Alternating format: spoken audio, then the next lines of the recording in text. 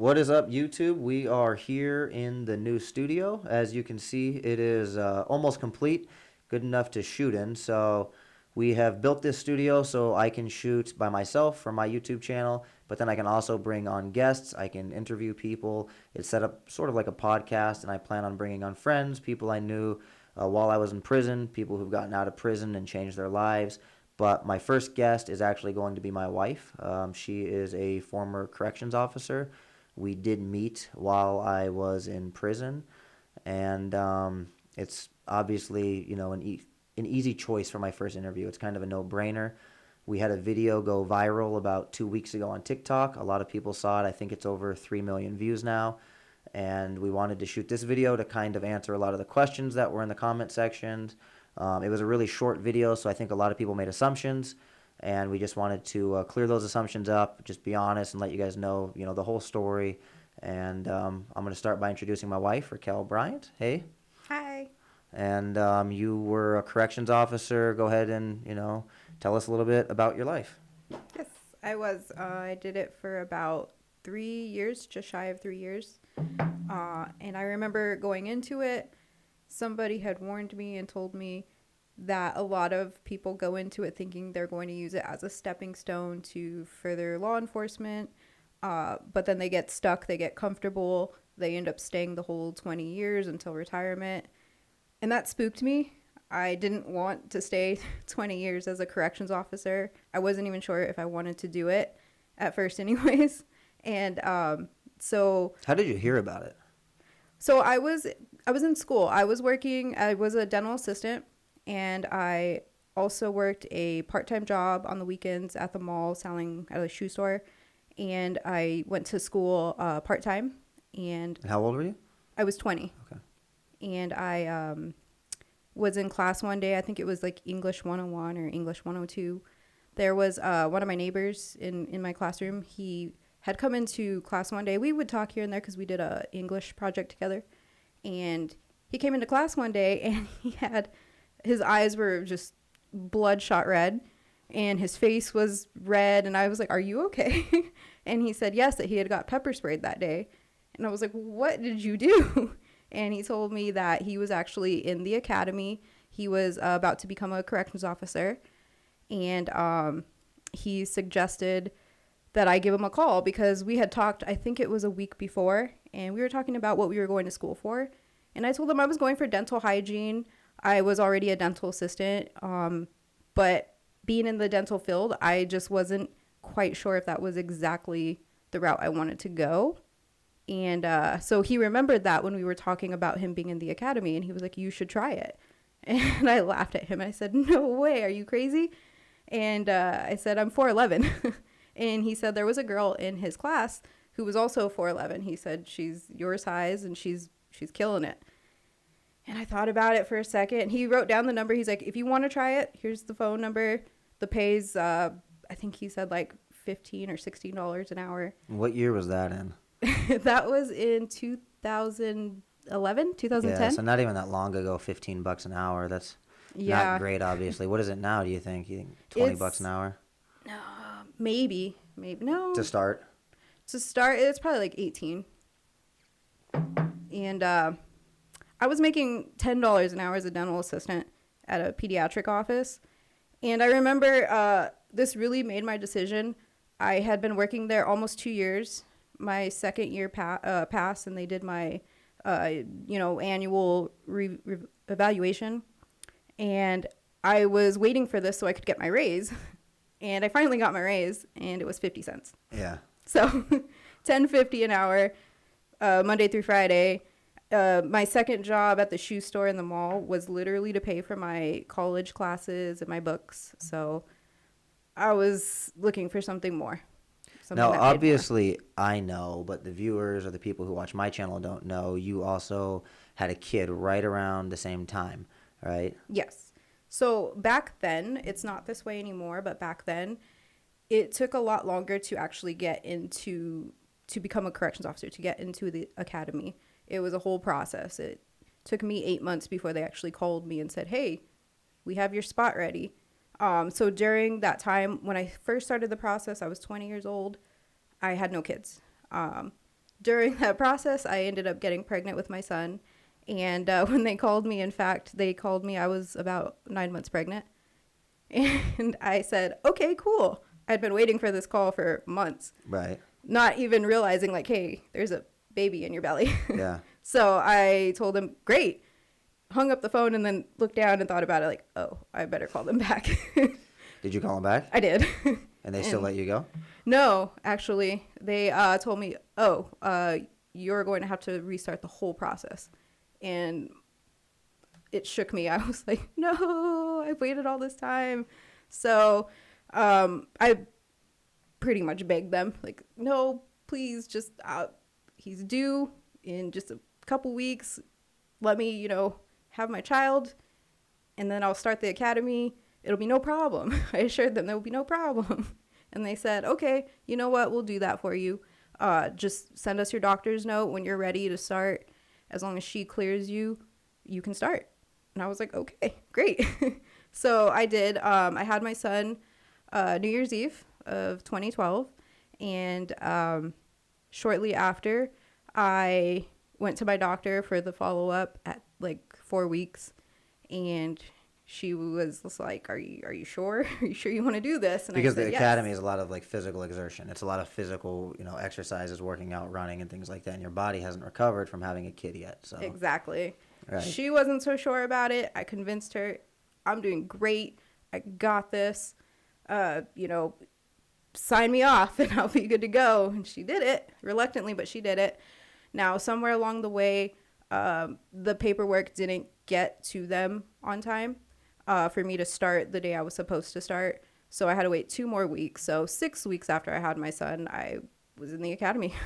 Now, do you live in the academy, or do you go home every day at the end of the day? So for me, I went home every day because the academy in Arizona is in Tucson. It's up in the mountains, actually, really pretty spot. Oh, so if you're a corrections officer anywhere in Arizona, you go to Tucson for academy, no matter what. Correct. Okay. There was actually even some people who were going to be the jails, the county jails. Yeah, like the sheriffs. Yes. Okay. Yep. The sheriffs. There were some of those people in our academy as well because their towns were just so small that they didn't have an academy for them. So yes, and if you don't live in Tucson, you are required to stay there. Stay at the academy or stay like yes. at... Okay, so yep, they have, like dorm bunking rooms. okay. Yeah, they have dorm inspections. How long is everything. academy? 8 weeks, 7 weeks, 8 weeks. 8 weeks. 8 weeks. Okay, and then you guys have like physical tests, or how does it work? Yes, we have every single day. You have 2 hours of, we called it PT, physical training, first thing in the morning, and then you have an hour of PT at the end of the day. And then in between that time, it's an 8-hour day. In between that time, you have classwork. So you sit in a very cold classroom, and people come in. They teach you everything that there is to know. Like different teachers, and these teachers are other corrections officers? Yes, like lieutenants, deputy wardens, assistant deputy wardens. See, I know, obviously, being your husband for 8+ years, I know most of the story, but we don't really talk about this very often anymore. So like a lot of it, you've probably told me this before, and I've probably honestly just forgotten it. But so do they come in and like teach you guys about prison gangs? Do they teach you guys do they show you guys like what all the different tattoos mean? Do they show you guys or whatever they think it means, right? Because there's always a difference between, the way prisons actually operate and then what the cops think. There's 2 different worlds in prison. There's the cops and then there's the inmates, and they probably try to educate you guys the best they can. Right, exactly.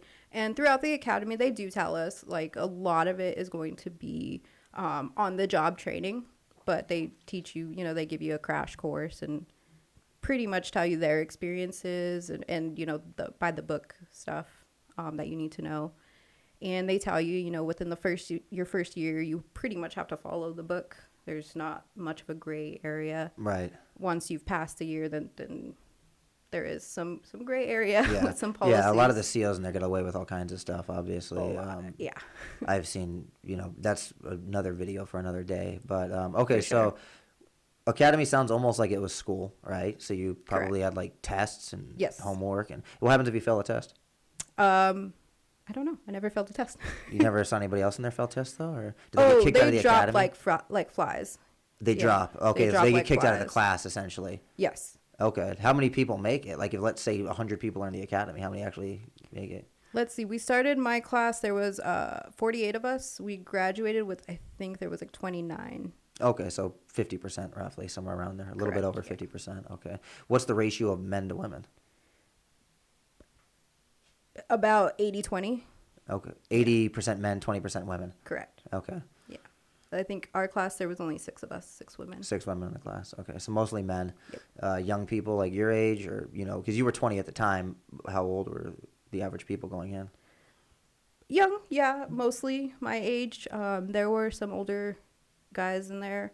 One guy was so old, he barely meet like the age requirement. Yeah. And he actually didn't make it. He wasn't able to graduate. He flunked out in physical training, combat, like the martial arts stuff Yeah. that they taught us. Yeah, they have to teach you guys how to like defend a chokehold or Yes. defend, right? Self-defense week. That's right, what it was. Yeah. Mm-hmm. Yep. There was a CO there. She probably worked there for like 20 or 30 years, but she was like 80. Yeah, she was on the same complex. She was on Tucson. I know who you're yeah. talking I can't remember what about. her name was, but she was like 80 years old. But she Started had with probably a worked there for like G. 30 years. Yeah. And I imagine by now, like, she's obviously retired if she's still alive, But, yeah, it's kind of weird when you see somebody that old. Like, and that was when I was on a 3-yard, like on a medium yard. There's like an 80-year-old lady just walking around. It was kind of. She was so sweet. I know exactly who you're talking about. Yeah, but nobody ever messed with her. Like everybody was Yeah. real nice to her. Like, it's not how people think in the movie. Like, nobody's gonna take advantage of some little old lady in prison. Like, Right. that's not the way it really works. So okay, you graduate the academy. I've seen the pictures of you graduating academy. We'll see if we can find those and get them in the video. But then you go and you start working at minimum. What's the differences between academy, what they prepare you for, and what it's actually like once you get to prison? So they prepare us for, like, we do where you have to feed the inmates through a tray and through the doors. Through the trap. Yeah, the trap in the door. doors. Yeah. So they basically train us as if the inmates are all locked up in cells, and that's Right. what I was expecting. Especially because the yard I got assigned to had just had a riot. Yep. So I was thinking, oh, okay, no big deal. I'm going to get there. They're all going to be locked up. I'm not going to even see any of the inmates.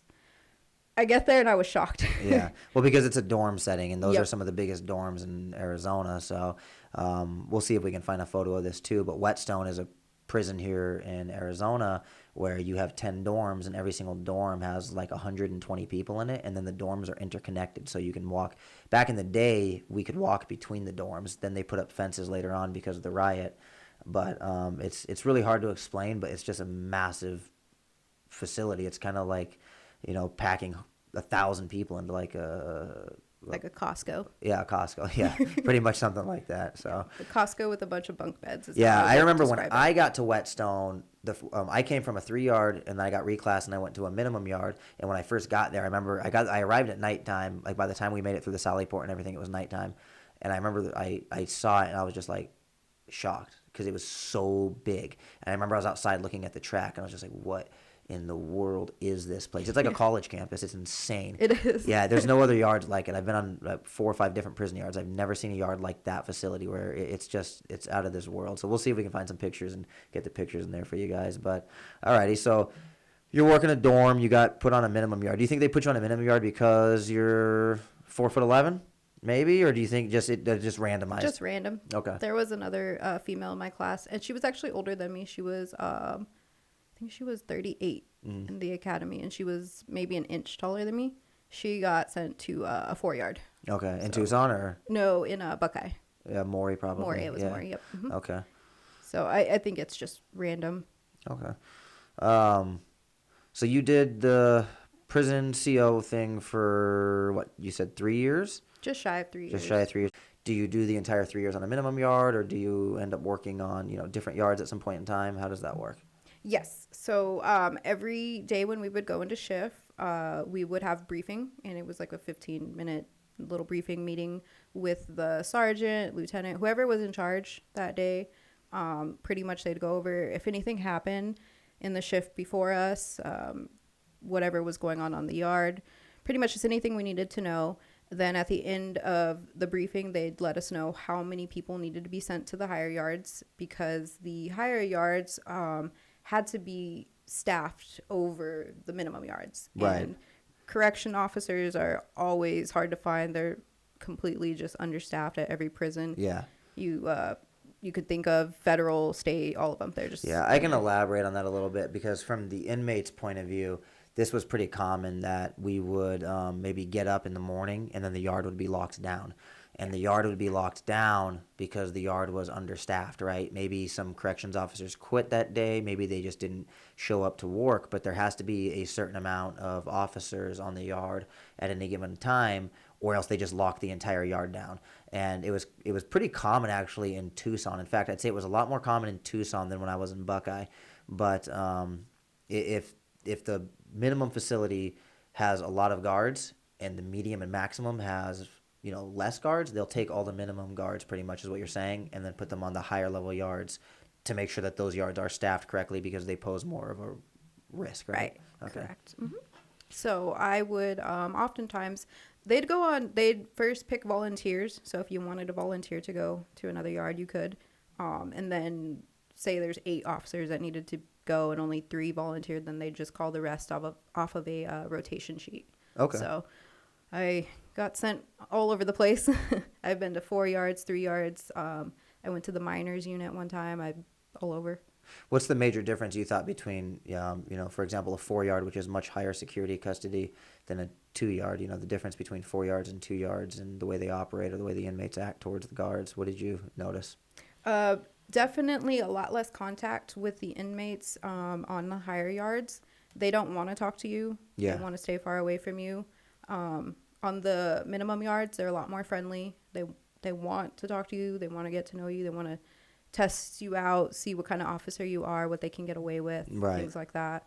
The higher yards, they don't really mess with you too much. They watch from afar. They're still taking in the information they can get off of like your mannerisms and things like that. But yeah, that's it's so weird, I guess, like from the officer's perspective and then from the inmate's perspective, because I've been on 4 yards, I've been on 3 yards, I've been on 2 yards, but like you said, so like on a 4-yard, the inmates keep their distance because you're not supposed to talk to the cops. Like talking to the cops can get you in a lot of trouble in prison. So back in the day, like when I first started my sentence, we had a rule. You're not allowed to talk to cops alone. So if you had to ask a corrections officer something like, hey, can I go to property or can I go, to visitation? Whenever you talk to a corrections officer, somebody from your race has to be with you, right? Like that's how Steiner and Maury and the higher yards operated on. If you were seen talking to the cops alone, you'd get into a lot of trouble. Mm-hmm. And then if it became like a more than one type situation, you're probably going to end up getting messed up pretty bad. Yep. But then on the minimum yard, it's very normal to see COs and inmates like interacting like it's no big deal. Like we used to play poker and we'd have the COs come over and watch us play poker. We'd be talking to them. They'd be telling us stories about their lives and we'd be telling them how we play certain hands of poker, and it's completely normal on a minimum yard, whereas like on a 3 or a 4 yard, it's completely different, right? Right, exactly. And that's a huge indicator that an inmate has come from a higher yard or has done quite a bit of time. If you saw them always interacting with the guards with another person, with another inmate. Yeah. 2 people. Eventually they kind of got rid of that. It's not like that. Well, obviously I haven't been in prison for 8.5 years now, but towards the end of my sentence, it wasn't like that anymore. Like people could just go talk to cops now. Everything is like a lot different. It's more relaxed. It's more the prison rules aren't as strict as they were like when I first started my sentence, where back in the day, like any small thing you did and you'd be like in serious trouble. And we don't really care about the guards rules. We only cared about, obviously the inmate rules. Right. So, all right. What happened, towards the end that made you decide you didn't want to do corrections anymore? So, there was a rule. It was for rotations. So every CO would be rotated to a new yard every 3 years. And that was like their way of keeping COs from becoming compromised, getting too comfortable at whatever yard they were at. My 3 years was approaching. And honestly, when that happened, somebody had mentioned it to me saying, oh, you're going to be rotated soon. And it didn't even hit me that I had been there 3 years. It was kind of a shock. I was like, oh my gosh, that's right. And I always said, I'm never going to make it to rotation. I'm going to be here 2 years max. Because you didn't want to be there forever. Correct. Okay. Yeah. It was just, to me, it was like a stepping stone. Right. Or just, something better than where I was at the time. Right. And I never saw myself staying there for retirement. So when someone mentioned that to me, it kind of clicked in my head, like, what am I still doing here? So, and I had, it was a special position. It was mail and property officer. So I had a special shift that allowed me to spend a little more time with my son. Before that, I had been working the swing shift, which was 2 p.m. to 10 p.m. Yep. Not a lot of time to spend with my son. Right.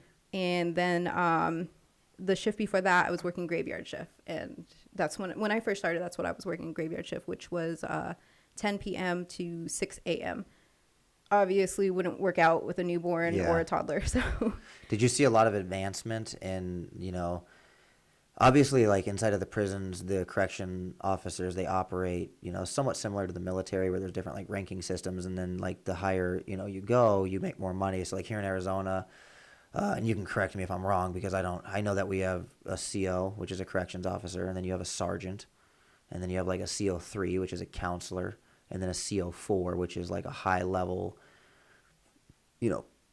counselor, I guess, or I don't really know what a CO4 even does, but then you have lieutenants, which are very high level. Like you very rarely see a lieutenant come on the yard. And then you have captains, right? And then what's above a captain? Assistant deputy warden, ADW. Oh, so captains are at the top, and then it Yes. and then it goes assistant deputy warden, and then warden. Yes. Okay. So in terms of like advancement for these, corrections officers, what do they make? Like, what's a captain make? Is a captain making $100,000 a year? I don't know. No. I don't. Yeah, I don't. I know don't think either. so. Wardens do, I'm sure. Like, I'm sure wardens are probably making 120, maybe more, right? I can't imagine it's, great pay. They max you out at 8 years. Once you've hit your 8 year, you're not getting any more raises. Oh, really? Yeah. So you just stay the same pay for the rest of your life? Well, Yep. you have to get something as like warden. Like, there's no way that. Yeah, wardens if you promote up, you do. But Oh, so if you that's so like if you're a that's the only sergeant and route. you've been a sergeant for like 10 years. And the funny thing is there's so many COs and most of them never become like I actually remember one of the sergeants. She told me that a lot of the other sergeants, she was a cool lady too. She told me that a lot of people didn't want to become sergeant because it Yes. meant that you get more duties, more tasks, but the pay is like it's like 25 cents an hour more. It's like nothing. And If it's just not that. worth it. Yeah. If you so this is why I can elaborate on that. This is why a lot of people did not want to become sergeants. And in order to move up to lieutenant, assistant, deputy warden, whatever, you would have to start at sergeant. Right.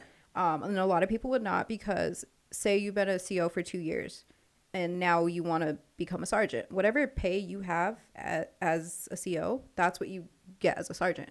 And you don't. Oh, they don't give you a raise to No. become sergeant? That's why a lot of people would wait 8 years so that they get the max CO pay and then become the sergeant.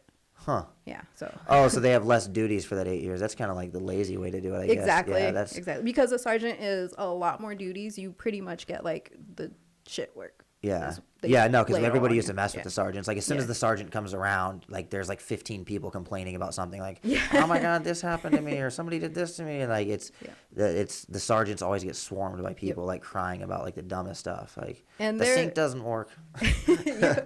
And they're always just stacked with paperwork. The lieutenants dump all their paperwork on the sergeants. Right. The COs that, have paperwork, they give it to the sergeant. The sergeant has to take care of all of that. Then you have gang units, and those are like the units that like SSU, which is what we Yes. call them here in Arizona, Secret Service Unit. I don't know what it stands for. What's SSU stand for? SSU. Yeah. Security. Something I can't Special remember. either. Security Unit. Yeah. Yeah, but they pretty much like patrol for gangs Yep. and drugs. Like they're looking for like people dealing and trafficking. So one thing I'd like to talk about is as a corrections officer, because you saw this from a different point of view than I saw it from, but spice. Spice is a potpourri like substance that they spray with some sort of chemical. And it kind of became an epidemic in the Arizona prison system Yes. in around like maybe 2011 is when I first started seeing it.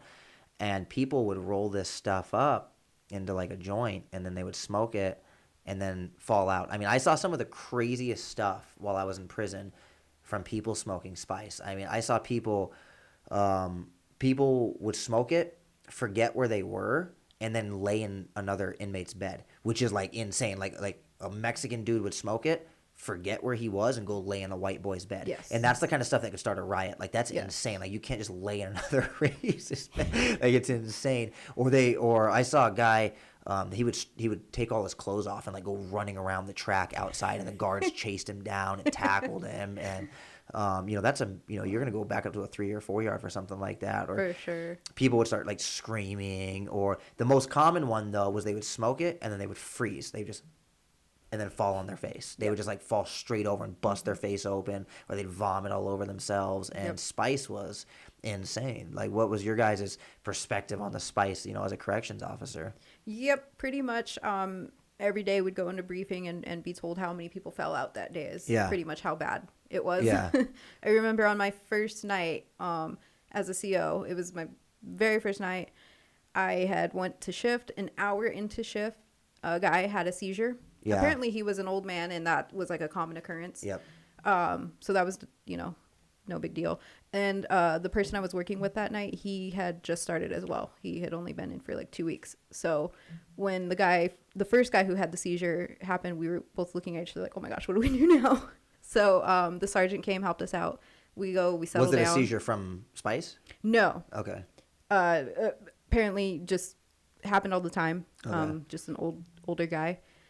Then about 2 hours later, so around like midnight-ish or 1 o'clock-ish, yes, there was a young guy who broke out into a seizure, and that one was from spice. Yeah, the spice would make people have seizures like crazy. I can't even tell you how many times I saw people have seizures on spice. It was, and I would just be shocked because, they would roll these joints, and they were, as thin as a toothpick. Like, they were, I don't know, did you guys ever find them? Like, yep. You guys ever like bust people for them? Like, yep. Yeah, like these things are so thin.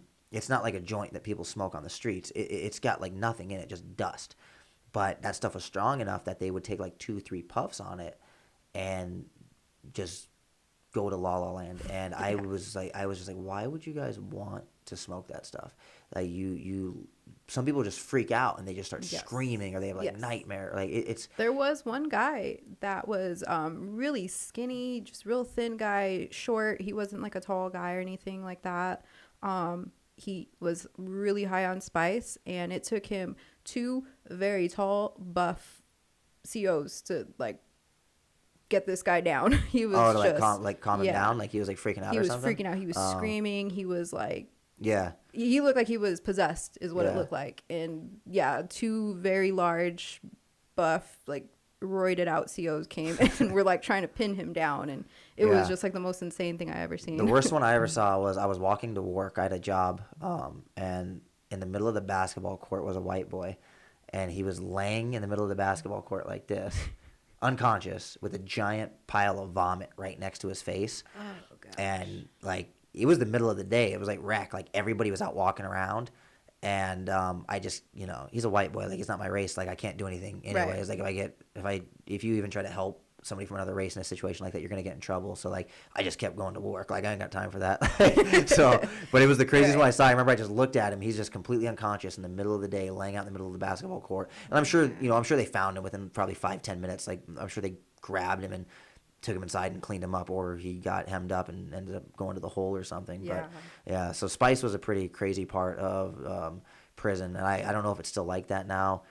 I don't know if they still have that stuff in there. I imagine they do. The reason it was so popular was because it didn't come up anyways. Yeah, it was a synthetic marijuana that they couldn't drug test you for it. Exactly. So that's why it got so popular, and people were just getting it in by huge amounts of it at a time, and then people were just freaking out in there. So it made prison entertaining at times, to say the least, because like you'd get some funny situations you would see. But all right, so you decide at your 3-year mark roughly what you don't want to do a rotation, or you don't want to.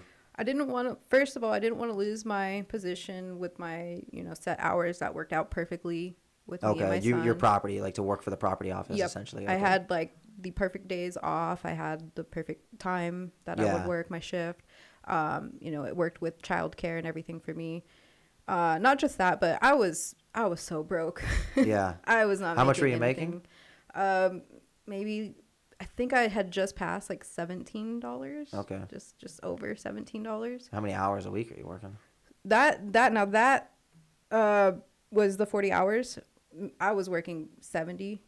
For the prisons or in Yeah. total? Okay. Yeah, total So a you week. made time and a half sometimes. Yes. Oh, Okay. yes. I was constantly doing overtime because I Yeah. needed the money. Yeah. I just really, I couldn't live off of the 40 hours a week pay. Yeah. I was, I had rent, I had car Yeah. payment, I had bills. Yeah, like everybody. That's Yeah. normal. Yeah, I don't know how a lot of those, COs do it because the state doesn't pay a lot, Yeah. for. The benefits were good, I'll say that, but not to make up for Yeah. having to work all the Well, it's time. a dangerous situation too. I don't understand. Like Right.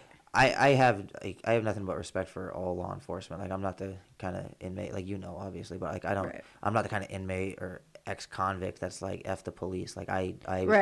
I have 100% respect for all law enforcement. I love our police. I love our firefighters, the corrections officers. Like I have no ill intention towards anybody in law enforcement. And I like when I see like cops get shot at and stuff, it makes me sad because those guys have a really hard job. They do. But for like corrections officers, I feel bad because they don't make any money. 2, it's a dangerous job. 3, they don't get like a lot of respect, and I get to like part of the reason they don't get a lot of respect because a lot, like for us, like on the inmate side, a lot of the male COs are just like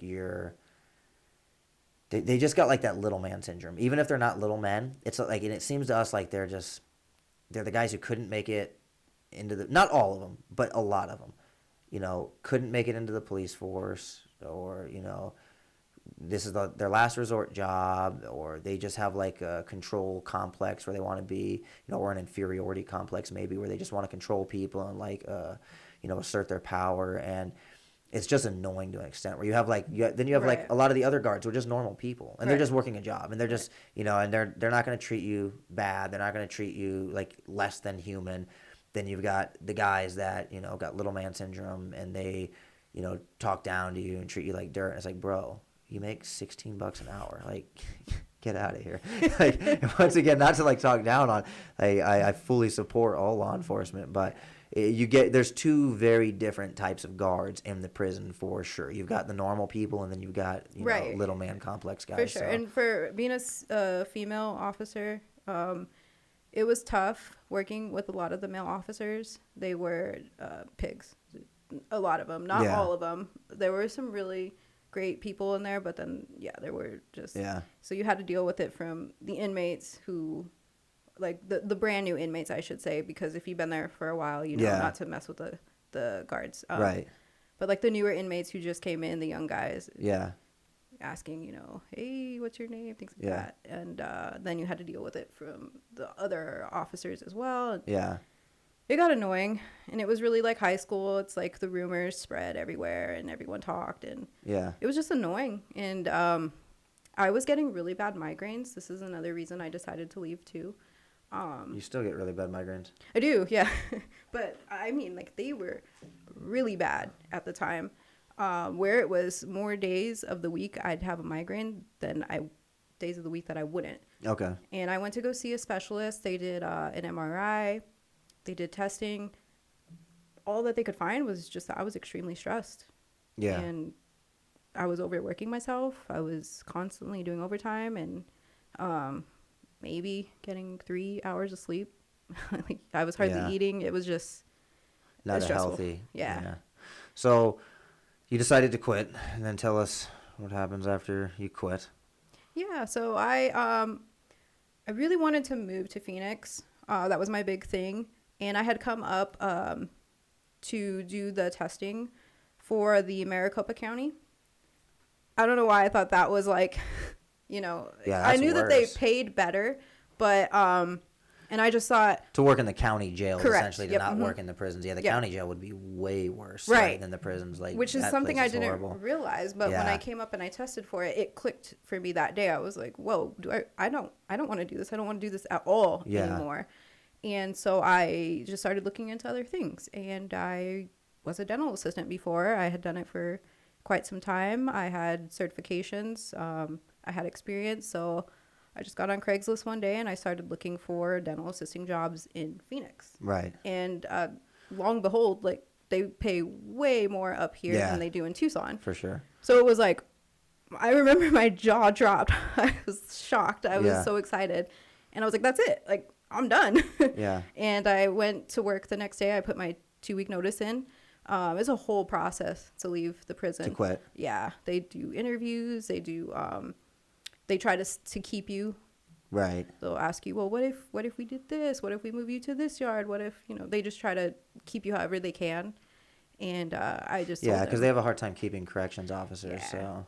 I just told him, like, it's just, I can't do this anymore. My son, I'm going to miss time with him if I lose my position, which was inevitable. There was nothing I could do about that. My rotation time was coming up, and I was going to get sent back to swing shift because you go back to the shift you came from. Right. So I would have had to go back to 2 p.m. Yeah. to 10 p.m. and just wasn't ideal for me. I was making horrible pay. I was, stressed out of my mind. I couldn't do that anymore. And I did. I wanted to go back to school. I had been wanting to go back to school to finish my degree.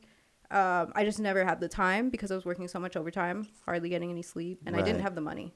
Yeah. So this gave me the opportunity, one, to change careers, go back to something that, I enjoyed dental assisting school so much. Like, it was awesome.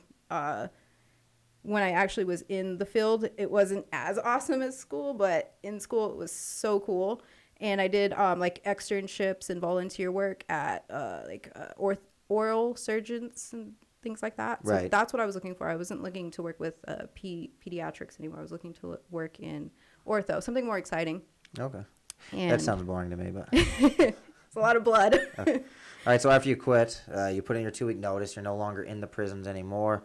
You go to dental assisting. Yes. You go back to dental assisting. Yes. Okay. And so I guess I'll kind of cut from here only because pretty much right around this same time is when I'm getting out of prison. And you and I had met while I was in prison, while I was on a minimum yard. And you decided to quit pretty close within a few months, pretty much, of me being released. And you and I had talked, nothing crazy, while I was in prison. We had never, for everybody who had questions, the extent of our relationship while I was in prison was pretty much, hey, good morning, how's your day? If that, really. Yeah. Like, yeah, we only talked a few times. Yeah. Like, literally, I could count on both hands how many times we talked. Yeah, maybe 5 times, I'd say. Yeah. But I guess, like, a funny story, you can tell them if you want, or I can tell them, is, like, in fact, so we did not like each other while I was in prison at all, right? You want to tell them, or? It started with the George Strait CD. Yeah, yeah. You came to pick up, I saw the CD. Yeah. And I saw your name, but I didn't, like, recognize your name with who you were yet. Yeah. I had seen you around, and I remembered your face, but I didn't, like, really know who you were. We Right. never really had those kind of incidents where we would Right. talk. So I saw the CD, and I thought, oh my gosh, I need to know who got the CD. This is so cool. It was George Strait's, like, 50 greatest hits. Yeah. And at the time, I had just learned who George Strait was, and I was like, a huge fan. Yeah. And then you came and picked up the CD, and I remember saying that to you, like, I didn't expect you to pick this CD up, and Yeah. you kind of gave me a look, like, what is that supposed to mean? Yeah. And that was it. You didn't really say anything back. And then, I don't know, was it like a week or two later? Maybe longer I than that. don't even really remember. I remember having the George Strait 50 Greatest 50 Greatest Hits CD while I was in prison. I remember, coming up to property and picking up property from you multiple times. But I remember the day that you and I had an altercation while I was in prison was I was standing in line. It's funny because I was thinking about this a couple weeks ago, and now I remember. I was thinking about it when the TikTok video came out and it went viral. But I was standing in line. I had been in line, the property line, for like 30 minutes. Yeah. And I was with my buddy, Paul. Me and him had been both standing in line. We were both waiting for property, and the property line moves really slow in prison. So when we got to the very front of the line, this dude tried to, like, cut in front of me just to ask a question. He's like, hey, I just got to ask a question real quick. And I said, I've been standing here for 30 minutes, but I said it like in a way, and you thought I was talking to you, like complaining that I had been standing in line for 30 minutes. Yes. So after I got my property and I left, Paul got his property next. And then Paul came running and caught up to me, and he said, bro, she wrote down your DOC number. She thought you were talking to her. She's probably going to come search your house because you guys would do that. Like, you thought I was complaining about, like, the property line, and I was really complaining to the guy who tried to cut in front of me. And you did. Like, an hour later, you showed up with another guard and, like, tore my house apart, and I was pissed. I was, like, super pissed. I was really upset about that. And that's the first altercation we ever had, and I just remember, I was like, bro, like, and then, like, I think maybe a couple weeks later, I saw you on the yard, and I was like, you realize I wasn't talking to you, right? Like, because you tore my house apart. I did. I remember I told the officer, I came to him and I said, hey, I'm going to go search a house. Do you want to come with me? Because I'm going to tear it up. Yeah. And he was like, okay, who? Why? And I was like, oh, just, talking smack at the property window, and I'm not having it today. Yeah. And he was like, all right. He's like, so we're tearing it up? And I said, oh, we're tearing it up. And I pull up, and there you are with, like, your books all over your bed. Yeah. And that was the first thing you told me. You were very respectful. You always were. Yeah. That was, like, the one incident that you weren't, but you weren't even talking to me. Right. It was just, a miscommunication. Yeah. But I remember you were very respectful, and you asked, can you please just not mess my books up? Yeah. Yeah, because I was in class. Yeah. I was studying, like, literally when you came. Like, I'm sitting on my bed studying. Yeah, because, like, you I was were. in college while I was in prison, so. And I did kind of feel bad because we didn't respect that. Yeah, bush no, you at guys all. messed all my stuff up. I was so mad. Like, but I was probably, like, 5 or 6 months from getting released, and, like, because if I had longer, I probably would have went and said something or, like, freaked out, and then, but you can't really do that kind of stuff anyways, because then you get sent back to a 3-yard, you get a major ticket, they put you in cuffs and take you to the hole, and, like, it's just not worth it. You lose your visitation, and I was always really calm and cool and collected in prison, but that day pissed me off. I could tell you were. Yeah. Yeah. You said, I wasn't even talking to you. Yeah. And I looked at you, I said, it's just a random search. Yeah, I remember. Yeah. And the look on your face, I could tell, like, I was thinking in my head, this dude is pissed. Yeah. And I was thinking in my head, like, okay, cool. I got what I wanted. I just wanted to get a rise out of you because you made me upset. I didn't know that the guy tried to cut you. My back was turned when it happened. Yeah, it was. You were picking up property out of the window, so. And I was just like, really? This guy's going to complain when I'm here, like, trying my best? Yeah.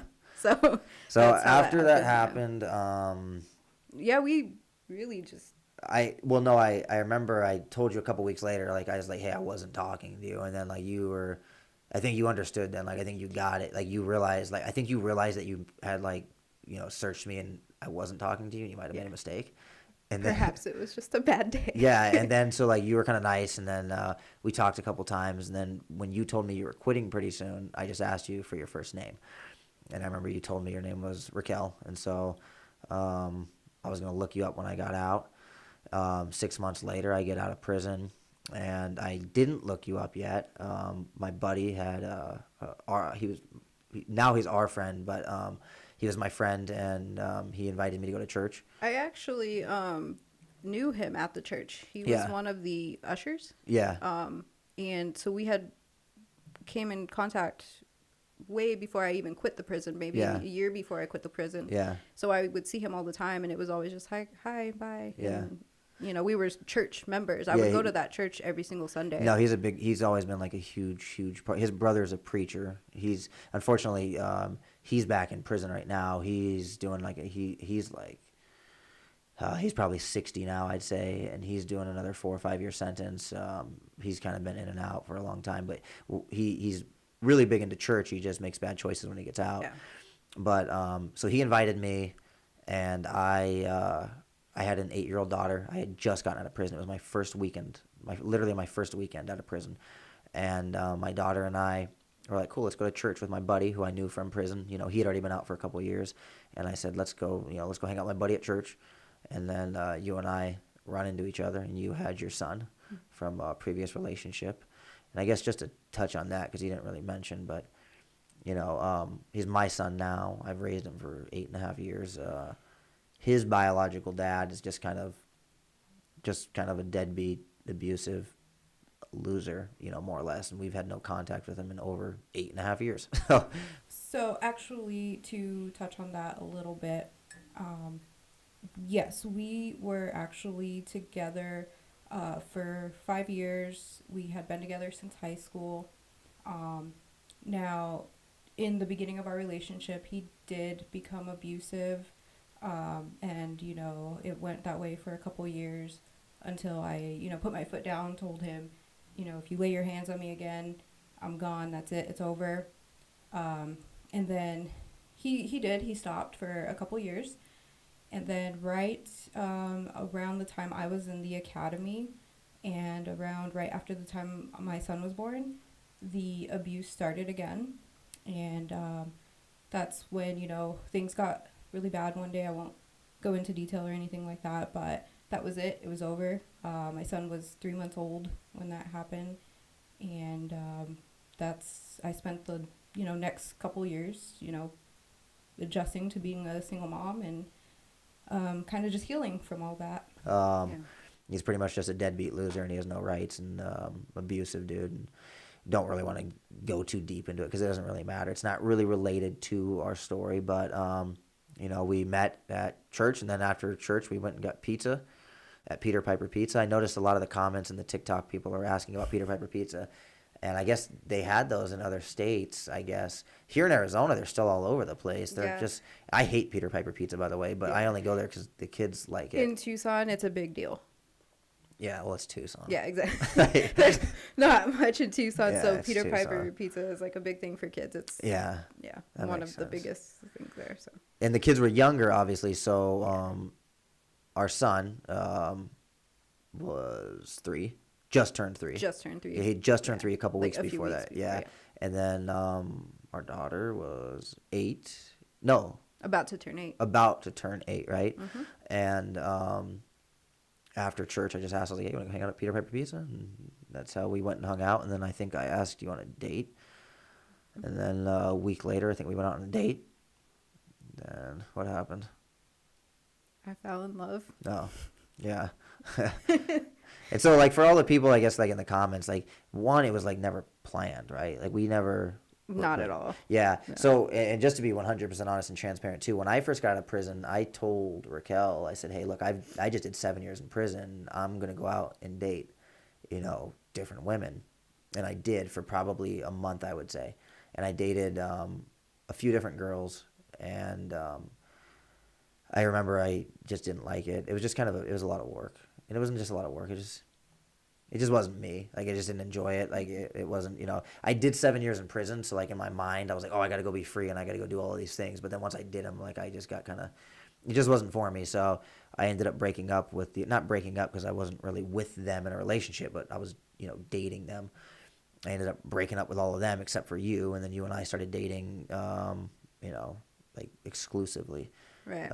About a month and a half after I got out of prison, something like that. Something like And that. then what happened? We dated for about a year, a little over a year, and we decided to get married. It Yep. kind of just Planned it. sporadically happened. Yeah. Yeah. I planned it all in like 2 weeks. Yeah, we planned it like in 2 weeks. We just went to Vegas, got wasted, and then and then got married. And then Well, to touch on that, because we didn't go to Vegas and get drunk and get married on accident. right, We yeah, that's true. Right, planned wasn't. it before. We planned the wedding, Yeah. but we also planned on getting drunk. We planned to see George straight. We did plan to see George Strait. We Yeah, didn't make we it. didn't see George. We didn't see George Strait because we didn't have a lot of money at the time. Yeah. I had just, I had only been out of prison for a year at this point. You had just moved to Phoenix. We had just moved to Phoenix together. You were working, a job that wasn't paying a lot, and we went and got married in Vegas because it didn't cost a lot. I think we spent like $4,000 maybe. Yeah. It was a while ago. This is a long time ago. And then after we got married, I decided at one point in time to start a company. And it was going to be based on what I did while I was in prison. So when I was in prison, I had a telemarketing job doing sales, selling advertising. And I was good. I wasn't the best. I wasn't great at it, but I was good. And I was always really good at, like, organizing people and bringing people together. So I decided to start a company. And I brought, an old friend of mine who I was in prison with also. I brought him in, and him and his wife joined up, and then me and my wife joined up. My wife, coming from, coming from a corrections background, didn't really know a lot about marketing or advertising or sales. No. But you kind of learned everything. I didn't know anything about owning a business, right? I'd been in prison forever. Right. So, but I'm really good at like researching, going on Google, and I just figured it out all on my own. I figured out how to get an LLC and how to get an EIN and a business banking account and a merchant account so I can process. And we figured out how to make the ads and hire help. And um, we started building the company. And you started in the very beginning, like doing all of the admin work. And we've owned the business now. I think we might be coming up on 7 years, right? Because we started in 2018. Mm-hmm. Yeah, so 6 years, so almost 7 years, I think now. Um, but in the very beginning, it was just me and you and my other partner, and then we had a girl, Corrine, who came and started working for us. She's still with us to this day. So, and now our company has 25, 30 people, probably. Yeah. 25, 30 employees now. We have a big office up in North Phoenix. We're getting ready hopefully to open up an office in the prison. That's kind of the goal. We're hoping that, this year we'll be able to do that. And you still work for the company full time. You've been Yep. doing sales and admin. What's it like now being a business owner compared to being a corrections officer? It's like that was a lifetime ago. Yeah. It's great. I love being my own boss. Sometimes being other people's bosses suck. Yeah, it's not fun. Yeah. Yeah, most of the guys in our office too, most of the people in our office, even the women in the office did prison time. Like it's almost everybody that works in our company has done prison time. Like there's a few exceptions, like Matt, he's actually our producer and he's sitting over there behind the camera. He didn't do prison time, but most of the people in the office did. So it's kind of like the same exact environment we had in Yeah, prison. oddly enough, I do have some sort of like connection from being a CO Yeah. to being a business owner. Like a lot of it is the same. It's like supervision, really. Yeah. So Yeah, we're babysitters. Even as business owners, we're babysitters, right? Like at this point in time, I've outsourced most of my job duties. I have like a floor manager, and we've got people who do payroll and accounting and stuff like that now. So I'm kind of just the babysitter to be there and make sure everybody is working. And you're actually in sales now. You're one of the top sales reps for the entire company. You've been doing sales for over a year now. You're pretty decent at it, coming from a corrections background. You make a lot more money now, yeah, for sure. for sure. Yeah, than you did when you were a corrections Yeah. officer. So, and now finally, I guess I guess we can touch on the, family aspect of it, where we have two children. Our son is 11, Mhm. getting ready to turn 12 this year.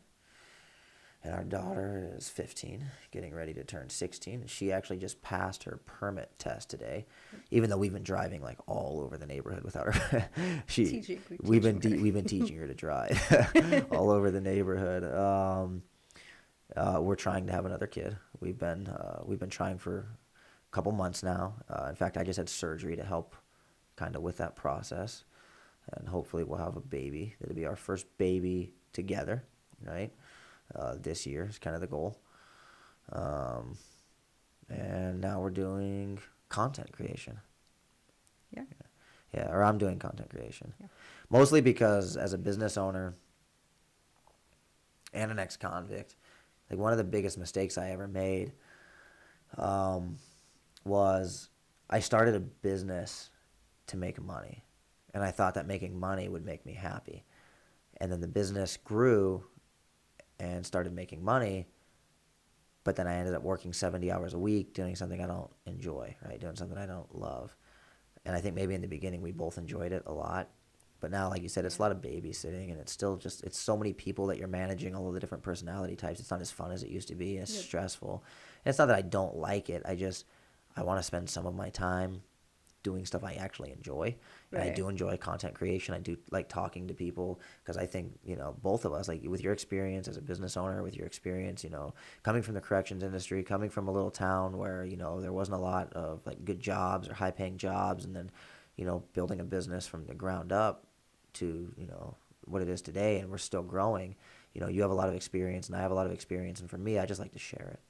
Right? Like, you haven't really started doing your content yet, but you're kind of planning on doing it. What do you? Yes, Yeah. I am definitely planning. It's in the works. I've got a spreadsheet of ideas that I have. You just haven't started shooting yet. Just have not started shooting yet. Yep. We get this nice, big, pretty studio now. We can shoot it. Yes. So you'll have to start shooting pretty soon. The trick is just finding time to edit and, raise a family, Yes. own a business. It's a lot of work. It's a lot of work. Yeah. So I think we're going to answer some questions from some of the people in the TikTok group. We have a big TV screen here. We're going to pull them up. And let's go ahead and see what the first one is. You want to pull up question number 1, Matt? And it's the still button. There we go. Oh. My parents are going on 25 years. They met the same way. That's awesome. Congratulations. That's a long time. Yeah, that is a long time. We're going on, or we just passed Yeah. 8 years. 8 years, yeah. And it feels like forever. Yeah, it's been a long time. So I don't, I was definitely shocked when I saw like how many comments on the viral video. People said they did the same thing, because like in prison you don't actually see it. Yeah. It's not like a common thing in prison, but Right. a lot of, apparently, like, it does happen. I want to say, like, I definitely don't. I'm not like supporting it or like advocating like, hey, Yeah. COs go, like, that's not right. Yeah. We didn't plan this. Not at all. We weren't Yeah. trying to make this happen. It just happened in our lives. It wasn't that like we even knew. It's just that when we started dating, we were naturally like just a good fit. Right. Like, you're really calm and mellow, and I'm like super ADHD. We balance each other out. You really brought me out of my shell. I remember on our first date thinking that, like, oh my gosh, this guy is like so opposite of me, but Yeah. he's bringing me out of my shell and I like it. Yeah. And it was, the connection was just there. Yeah. Totally did not expect that though. No, yeah, we weren't planning Yeah, it. So like, I no, definitely don't want to like advocate or like. Yeah, I don't be like, condone it. Yeah, like but if you're a female corrections officer, right? Like, don't go in there looking for this type of situation, because first and foremost, it is illegal. That's it what I was going to say, 100% is illegal. It is. Yeah, And you'll end up getting sentenced to prison, and Yeah. you don't want that. no, it will get you sent to prison. Like, it does happen, but Yeah. we didn't have a relationship that was illegal. We met and started dating after we were in prison. So Right. I had already been gone from the prison, like 7 months, 6 months, something like that. And I had no intentions on going back. I was already moving forward in life with a whole bunch of other stuff. So prison was just a thing of the past, and the opportunity, using the Yeah. opportunity, yeah, just presented itself. And yeah. I thought about it, and I thought, I'm not going back to the prison. There's nothing wrong with it. So And I'm not going back to prison. So, all right, what's the next question? What do we got? Did she? Go ahead, sorry. did she receive any hate from her coworkers? I did 10 years in Arizona. Start over? Did she receive any hate from her coworkers? I did 10 years in Arizona 10 years ago. I was released. I really didn't have any connections with any of the former coworkers after I had left the prison. They're real cliquish. So once you leave, like, you're kind of a thing of the past. It really is like high school. So I didn't really talk to anybody. I think I have like 3 or 4 maybe friends on like Facebook that I worked with at the prison. They're no longer COs either. And we, like each other's stuff here and there, but no, I didn't really get people messaging me anything hateful or anything like that. It's all been really supportive. Congratulations on staying out for 10 years as well. Yeah, that's awesome. Yeah, that's awesome. I like seeing people stay out. All right, Yep. what's the next question? Mama, I'm in love with a criminal, with the little music signs. I think that's a song, maybe. Yeah. Did she get in trouble, though? I know someone who did this and got in legal trouble. LOL. Yes, as we mentioned, it is illegal. I did not like we mentioned, it didn't happen while I was at the prison. I left on my own accord many months before we even met. It wasn't like a thing. So no, I did not. But yes, you can get in legal trouble for that. So Yeah. All right, what do we got next? Satori. Guy gets arrested and then finds Jesus. Okay, so he's referring to the other video that went on TikTok, I think, where we mentioned we went to church afterwards. And to be 100% honest, yeah, I got, arrested, went to prison, and I did find Jesus. And I'm not, like, ashamed of it. Like, I'm a Christian. I read the Bible. Any excuse. I didn't do it, like, out of, like, fear. I didn't do it. I had a lot of time. And in that time, I read a lot. And one of the books I read was the Bible. And then I had just something changed in my life. And being a Christian, living my life differently than I did when I was a teenager has helped me stay out of prison today. It's helped me lead a better life, be a better role model for my children. So I don't see like why people feel the need to like hate on that. If you're not Christian or whatever, like that's fine. I don't see why you feel the need to hate on it. But this is the same guy who was kind of going back and forth in the comment section, about whatever. Some people just don't like that. I think other people are happy. And maybe that's what it is. I have a good life. I'm happy. So on to the next question. What do we got? What did you do to get 7 years with what spelled wag? All right. So when I was a teenager, I started dealing, and then I started robbing dealers. And I got away with it, and then I got away with it again, and then again, and eventually, when you get away with something, you get brave, and then you just keep doing it, right? Because you get this false confidence, and you just think you're invincible, or you think you're smarter than the cops, and obviously that's not the case. I was an 18-year-old moron, right? Like I just wasn't thinking at all, making horrible decisions, and I got caught. And the first time I got caught, my first offense, for some reason I thought like I was going to get probation because I was a first-time offender. But we were robbing drug dealers and we were tying people up, and that's kidnapping, and they don't play with that here in Arizona. So I got 7 years, and I needed the 7 years. I'm very fortunate that I didn't get probation, because had I got probation, I probably would have gotten out and not learned my lesson and done something else. And who knows how that situation would have ended up. But the 7 years is what I needed to get my mind straight. It's what I needed to, kind of learn who I am, get to know myself better. And, I got out with just a different perspective on life. So I needed that 7 years. We got any more questions loaded? Bro, I love this. I done a 10-year bid, been home 10 years, and own 2 companies, from Jeremy. So I actually followed Jeremy back, and Jeremy, your page and your profile looks like you're crushing it, bro. And then I also noticed that you are here in Phoenix, Arizona. So I would love to have you come on the channel. I live down in Ahwatukee. My studio's in my house. I'd love to have you down here and come shoot a video, because I can see from your profile you're out there killing it. I love seeing people get out of prison and stay out of prison. The world is so beautiful. There's so much nice things to do. There's so much to see without being, in and out of prison. So I just like seeing people get out and succeed. It's not hard. I don't know why people have such a hard time with this. It's not hard. Get sober and make good choices and be there for your family. And I'm just happy to see other people, and there were a lot of other people in the comments with similar stories. They did time, they got out, they're doing better, and I love that. So like that's why on my channel, that's what I like to talk about. I like to talk about success after prison. I don't want to glorify like the whole prison mindset or the tough guy mindset or F the police mindset. Like that stuff's nonsense. Like let's talk about better decisions. Let's talk about being better people, right? And not talk about the nonsense. So the final thing I want to touch on is the in the comments, I'd say probably 90% of the comments were all pretty positive, but then there's 10% just trolls or online people being haters, or you know what I mean? And some of them, don't get me wrong, like I'm totally open to constructive criticism, or some of them made valid points.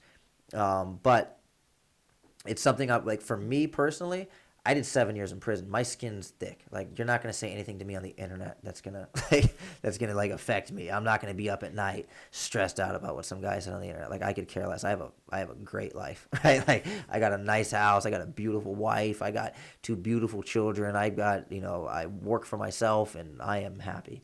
But I would say, if you're at home hating on somebody else for being happy, maybe you should probably stop and look at your own life. Maybe you should, I don't know, get off social media and go touch grass. Right? I don't know. What did you read all the comments in there? I read a lot of them. Okay. I worked in the prison. I got called every name you can be called, and I got pretty thick skin myself. Probably not as thick as yours, but really, it's people on the internet. They're gonna believe what they want to believe. Yeah. You could be presenting the proof right in front of their face, and they'd still believe what they want to believe. And at the end of the day, I know the truth, you know the truth, and God knows the truth. So that's all that really matters. It's a lot of trolling too. Like, it's people just trying to see if they can get like a rise out of you. Oh, so for sure. Just for me to address the haters, like, I don't care. You guys can say whatever you want to say in the comment section. Right. Like, it's the funny thing is, like, TikTok takes all of it off. Like, TikTok's not like YouTube. Like, on TikTok, it just like removes all of it, unless Matt, the producer, is doing it. I don't know. Matt, you deleting comments over there? Oh, Matt is deleting comments. Matt's hiding the real like harsh stuff, or I'll be crying. I'm like, gotta take this down. Mike's gonna cry again. So I think we kind of covered most of our lives. Like, as for like our future, like, I'm gonna keep making content about like my life after prison. I do public speaking. In fact, tomorrow I'm getting to go into the men's prison for the first time since I've been released to do some speaking for this awesome group called Hustle 2.0. The founder of the group is this guy who did 18 years in Pelican Bay, and he goes into different prisons around the country, and he helps the inmates with like job skills, coping skills, how to apply for jobs, how to, interact at an interview. And I found this thing on Facebook, and I was so stoked when I found it. And I called him last week, and he's like, dude, I can get you in. Do you want to go in? And not only can he get me in, like, we're going into the Arizona prison where I did my time. So, like, I'm super, super stoked about that. Would you want to go back into the prisons ever? It would be like, what's that old saying? Once you learn how to ride a bicycle, you never forget. Yeah. It'd be like that. I'd probably go in as a civilian with like the CO mindset. Yeah.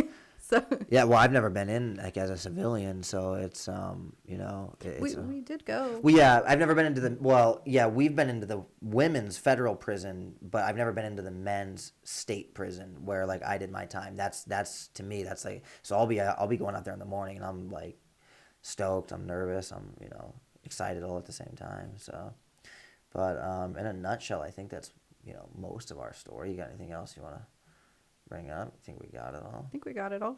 Okay. Happy. I love life. Yeah, it's pretty good. Being married to you. It's fun. It's all right. All right. Well, I hope you guys liked the video. Please give it a thumbs up. This is the first time I've ever done an interview, and I'm going to be bringing on more guests. I'm sure my wife will be back on at some point in time. Our long-term goal was to actually start a podcast with other business owners, and my wife and I would talk to other business owners, and so we're probably still going to do that. The trick is finding the time. I'm in college right now, and I own a business, and I'm doing YouTube and raising a family, and you're doing all the exact same things I'm doing. So like our time, we have no time, but eventually we want to do more content creation and kind of get the company on autopilot, because this is what makes me happy.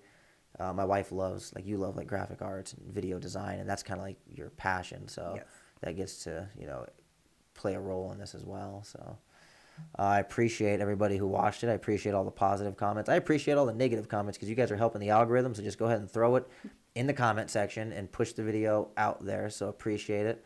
For sure. Yeah, we'll see you guys next time. Have a good night.